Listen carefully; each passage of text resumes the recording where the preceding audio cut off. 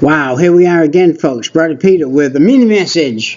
We're going to build up a foundation, or we're going to tear one down, according to the way we live.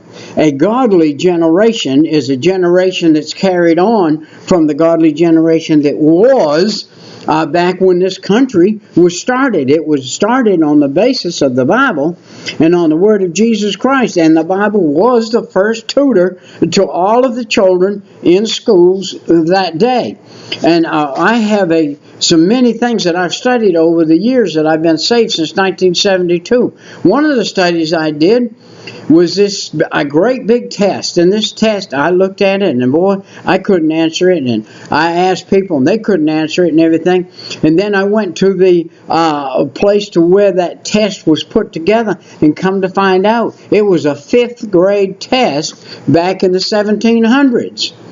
And the 5th grade test back in the 1700s, grown folks today in college couldn't answer the questions.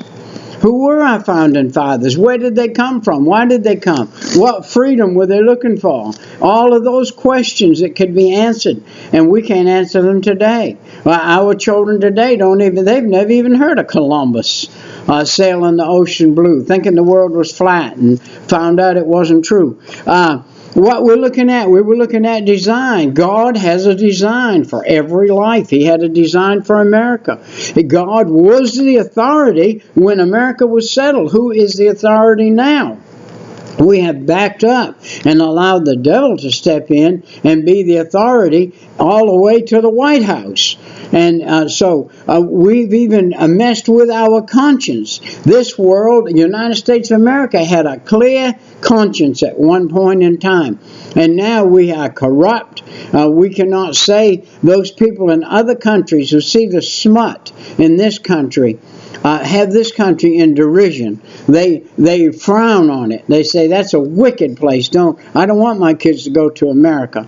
And then we also had another thing embedded in our people called forgiveness, where one person forgave the other person. If something happened, a guy stole your chicken, instead of going and kill the chicken, which is a killing offense in Kentucky.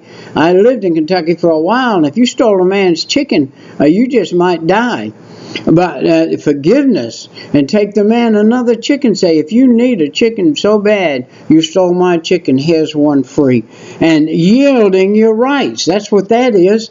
Your right was to put the man in jail for stealing your chicken. But yield your rights to God and do good unto those that do unto you. Then we have a thing that absolutely, positively has left the American people today, which is called moral freedom. Your freedom should only be in a moral sense. What you do morally is your freedom. Anything above that is bad. Now, the United States had a purpose. We had a purpose. That was to serve God, to grow a country that was could supply itself. We didn't have to go to the rest of the world and to the heathen part of the world and beg for stuff. We had it all right here. They came to us. The world came to America. This was a picture of our Statue of Liberty. Everybody in the world wanted to come to a free country, America. God's creation was on this earth. America was the spot God picked to come and fellowship and get started with another generation of people back in the early 1500s. All right, our time has come and gone. We must get out of here now. We have a 5-minute commitment, and we're at 4:14. We'll see you next time. Right. Bye-bye.